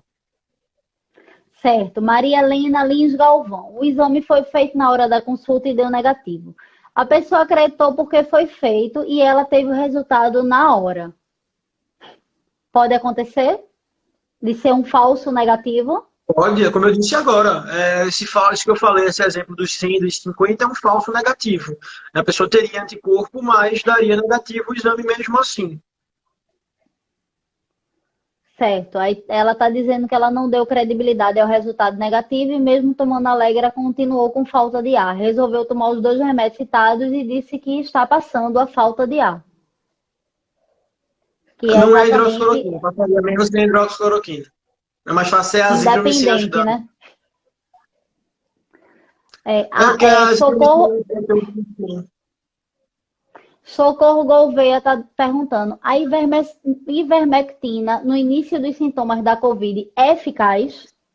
Não, nenhum remédio é eficaz contra o vírus ainda.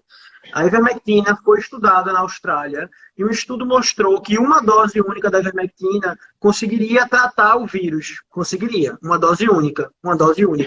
Mas ninguém parou para pensar e ninguém parou para olhar a dose que eles utilizaram. A dose feita nesse estudo foi 50 vezes maior do que a dose feita pelo ser humano. Então não existe, até Baygon 50 vezes mais vai matar o vírus dentro de alguém. Entendeu? In vitro, quando você faz num vidro, numa célula controlada, numa situação controlada, não é a mesma coisa na vida real. In vitro, até para HIV, a ivermectina tem ação, né? Então não é a mesma coisa, porque na vida real ela não serve de nada para HIV. A gente precisa saber que tem uma distância muito grande, né? Então a ivermectina não funciona.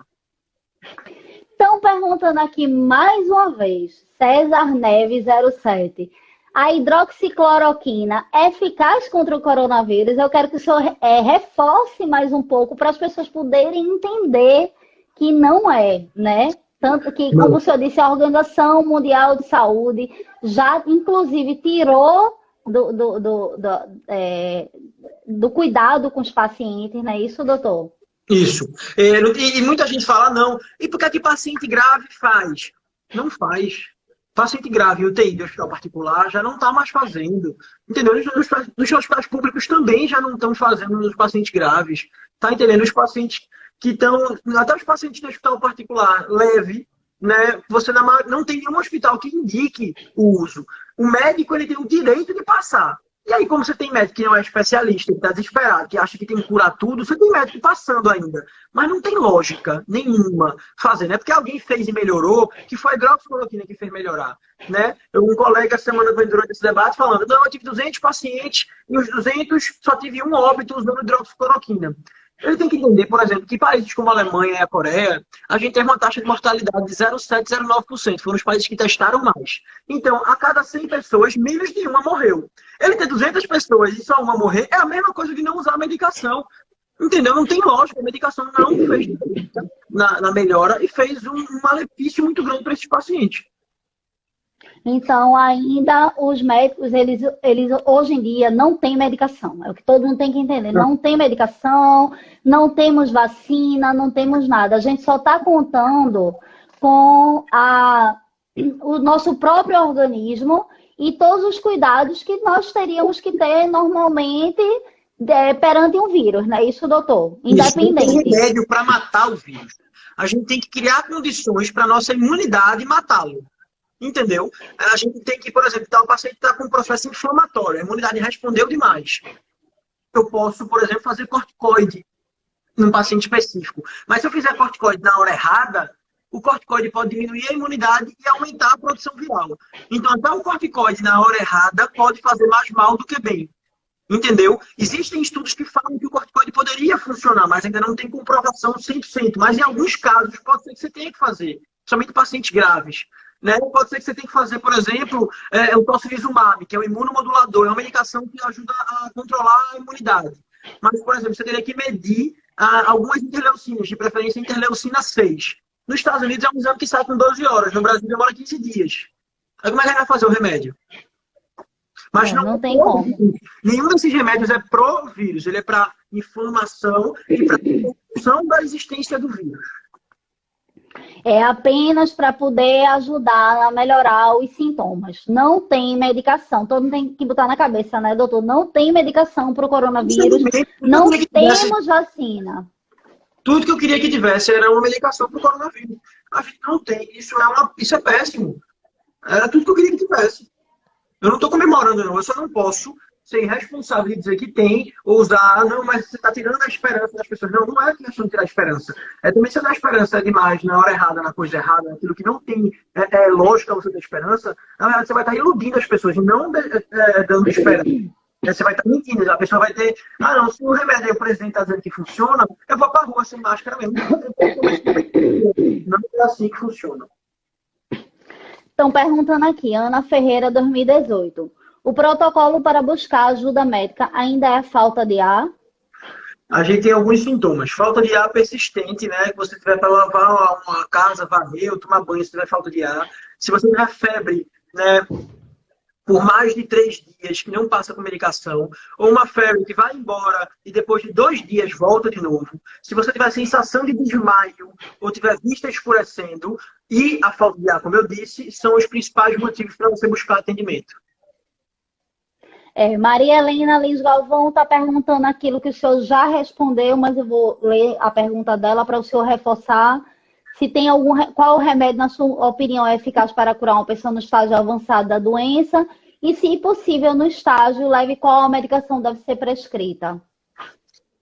Não existe medicação para curar o coronavírus ainda, né? Então, a medicação que deve ser prescrita é a medicação sintomática. Remédio de dor, se tiver dor, remédio de enjoo, se tiver enjoo, e pronto. Na verdade é o organismo, minha gente. E o médico, ele utiliza aquilo de acordo com que o organismo vai reagir. Porque assim, pelo que eu ando lendo, que eu também não sou médica, né? Sou jornalista, mas o que eu ando lendo por aí é que cada pessoa, você pode até me corrigir, cada pessoa, ela reage de uma forma, não é isso? Isso, cada pessoa pode reagir de uma forma. A grande maioria reage bem, né? Muita gente não tem sintoma, ou seja, muita gente reage da mesma forma, é isso que eu estou querendo dizer. Sem sintoma ou quase sem sintoma. Mas algumas pessoas podem reagir de forma diferente de acordo com a sua capacidade imunológica de responder de forma igual ao que o vírus vai entrar, digamos assim, a quantidade de vírus que vai entrar. Rosângela Pontes da Silva. Tive sintomas em março, até pneumonia. Mas fiz a sorologia no final de maio para ver se tinha anticorpos e deu não reagente para anticorpos da doença. É possível ter dado falso negativo? Teria que repetir o exame. A gente tem gente que o exame deveria dar positivo depois do 14º dia, mas tem gente que está demorando até 28 dias para poder positivar o exame. E mesmo assim, dependendo do exame, tem gente que nem positiva. Então, o ideal seria fazer o ELISA ou a quimioluminescência, feito eu disse. Então, falando aqui, Crisleide Lopes. Vi uma receita com azitromicina, prednisona, Antux e vermectina. Essa receita funciona, doutor? Não, eu já vi todo absurdo também. Não funciona, né? Já tem prefeitura dando kit. Não existe isso. Realmente. Doutor, e digamos assim, eu começo a ter os sintomas, eu começo a ter febre, calafrios, dor de cabeça. Qual seria a primeira coisa que eu deveria fazer, já que a gente sabe que hoje temos que evitar estar indo para os hospitais, tá indo nas UPAs, né? Tem alguma forma, algum telefone, algum atendimento online que eu poderia fazer esse primeiro atendimento online, esse primeiro teleatendimento para antes ir para as vias de fato, que seria um hospital, uma UPA, um posto de saúde, para evitar tanta aglomeração quanto a infecção, porque a gente sabe que, assim, o coronavírus existe, estamos passando por uma pandemia, mas além do coronavírus, as outras doenças não deixaram de existir, não é isso? As outras doenças ainda estão aí. Eu conheço muita gente que estava começando a ter falta de ar, era uma síndrome do pânico, uma crise de ansiedade. Inclusive, a gente já fez até uma entrevista aqui com um psicólogo anteriormente explicando sobre isso, né? Ou então uma virose muito forte, que não é coronavírus, é outro tipo de virose, né, H1N1, ou então a dengue, uma zika, ou qualquer outra coisa que não deixou de existir. Então, como é que eu faço para estar evitando ir em hospitais, para não estar se infectando, né? Qual seria esse primeiro posicionamento que o senhor diria para a gente fazer, se não for uma coisa assim de extrema, tipo, já está com uma falta de ar muito aguçada, como o senhor falou, a vista embaçada e tudo, o que é que eu poderia fazer? Esse primeiro atendimento. Né? Remédio de dor para quem tiver dor, remédio de enjoo para quem tiver enjoo, foi o que eu disse, né? Ali, o normal que a gente já medica em viroses comuns, né? Dipirona, paracetamol, depende do que você puder tomar, né? Mas se você tiver com aqueles sintomas que eu citei, lembrar que tem que procurar atendimento. Se tiver na dúvida também, tiver com medo, tiver outras doenças, estiver no grupo de risco e achar que está descompensando alguma dessas doenças que coloca você no grupo de risco, também pode ir, entendeu? O ideal agora é a gente se cuidar e saber que precisa estar se cuidando, né? Mas também não adianta a gente exagerar e sair procurando no hospital, pensando, mas se for coronavírus, a grande maioria das pessoas não vão testar, infelizmente, agora, no momento que a gente vive. Então é melhor ficar em casa, porque também se não for coronavírus, você vai estar se expondo, então não vale a pena você estar saindo por qualquer coisa. Você pode procurar o 136, que é o telefone do SUS, né? Ou pode entrar nos aplicativos do Estado, por exemplo, né? Da Prefeitura de Recife também tem, a gente vai estar lançando esses dias, na Prefeitura de Olinda, a gente também vai estar lançando um. Então a gente sabe que existem plataformas, existem formas das pessoas se orientar. Qualquer coisa também pode ir lá na página, perguntar alguma coisa, tiver alguma dúvida, pode falar comigo também se precisar, mas... Entrar em contato com o doutor pelo direct, que ele responde tudo, não é isso, doutor? Isso, normalmente eu respondo, assim que eu tenho tempo eu respondo, mas eu costumo responder todos os dias.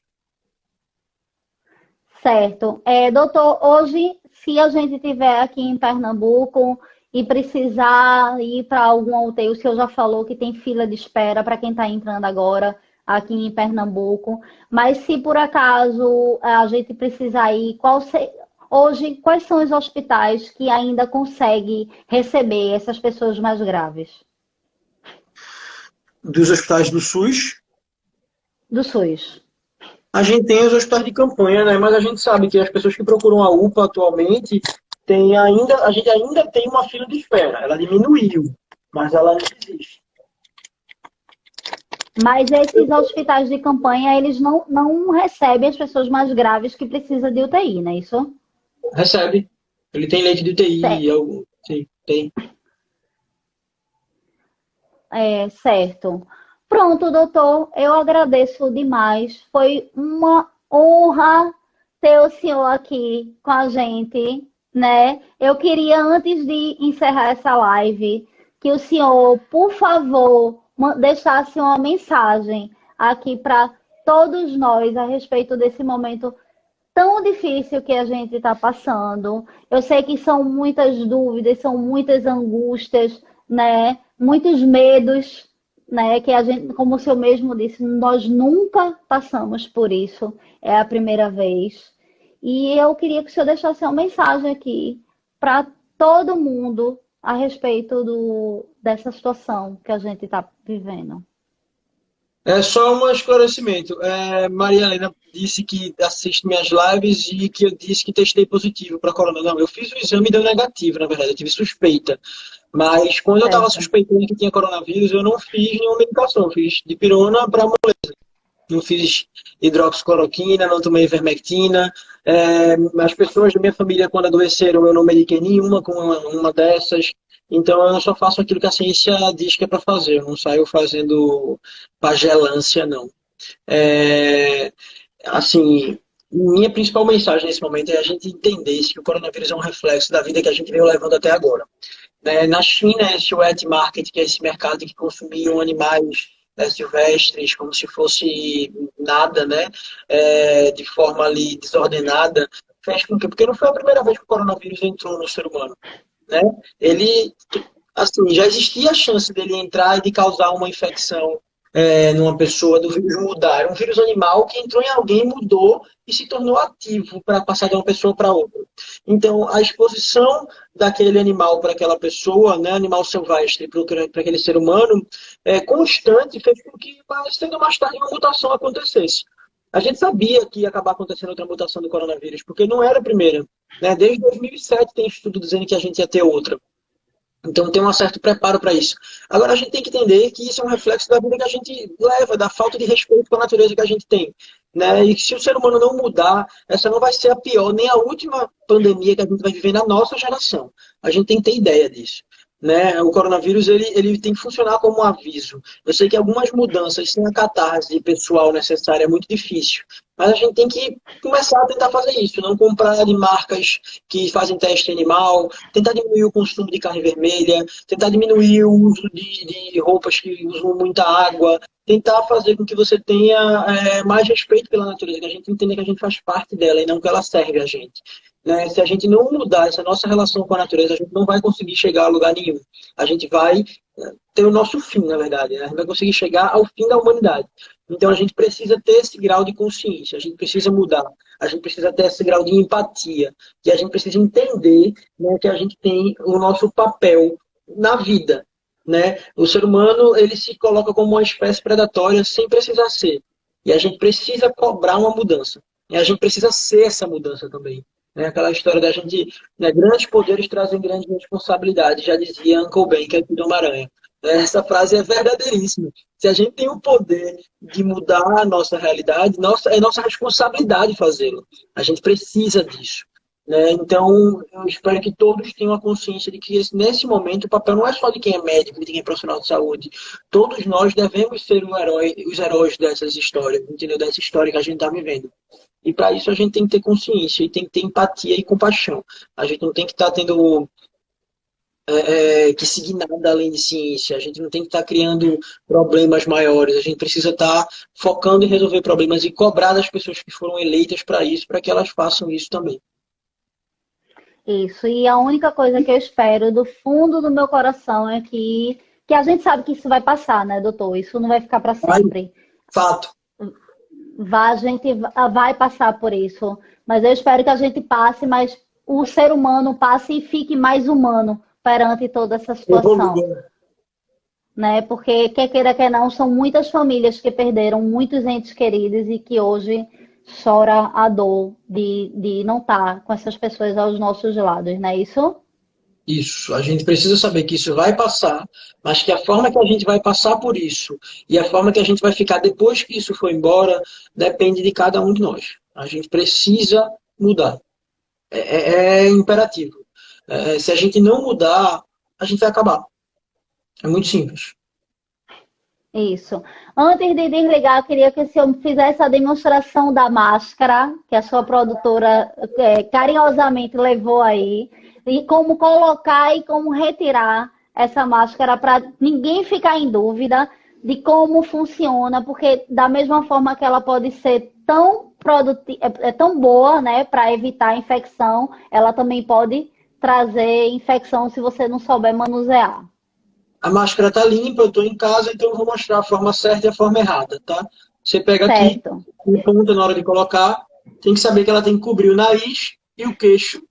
Você levanta e coloca na orelha. Eu vou acabar essa quarentena parecendo um macaco aqui, para a orelha vai ficar puxada, mas tudo bem. Entendeu? E a gente tem que cobrir, ó, a boca e o nariz. Tá vendo? Você tem que ter uma boa fixação. Se isso partir, e se eu for ajeitar, eu vou ajeitar por aqui, ó. Segurando aqui na ponta. Não colocar dedo no olho. Segurar aqui, ajustar aqui. Na hora de tirar, ó, nada de colocar a mão aqui, ó. Porque se isso aqui é um filtro, o vírus vai ficar aqui. Se eu pego aqui, ele vem para minha mão. Aí eu vou pegar e ajeito aqui, acaba passando no olho, então toco no olho com a mão com o vírus.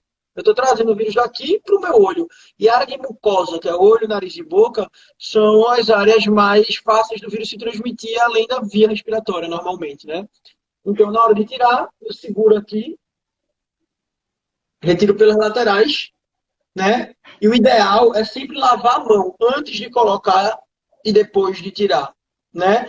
E depois que eu jogar fora também, porque eu vou pegar, a preferência é dobrar a parte que estava para frente, eu dobrar, né? Eu colocar dentro de uma sacolinha, amarrar e aí colocar dentro do lixo, para não correr o risco de alguém mexer no lixo ou de alguém que trabalha com lixo acabar pegando na sacola e se contaminando se a sacola rasgar. O ideal é que a gente utilize a máscara, como eu disse, de 2 a 4 horas, trocar se ela molhar, se ela sujar ou se ela romper, certo? E tentar lavar em casa. Em casa, quando chegar, pode ser meia hora de molho na água sanitária e depois lavar com água e sabão e depois bota para enxugar, ou então só a água e o sabão. Mas pelo menos a água sanitária, se quiser fazer os dois, seria o ideal. Certo, doutor, muito obrigada. Foi uma honra, esclarecedor. Eu tenho certeza que todo mundo em casa agora ficou com um pouquinho mais de informação de quando começou essa live, né? Agradeço muito essa disponibilidade e acredito que deve estar uma loucura. O senhor é extremamente linha de frente, mas mesmo assim cedeu 1 horinha, 2 horinhas do seu tempo para poder dar todas as informações necessárias e deixar com que a gente do Encontrei Nordeste, os nossos seguidores, os seus seguidores e todo mundo que está participando, com um pouco mais de informação sobre esse momento tão difícil que a gente vem vivendo. A gente tem tanto que nesse momento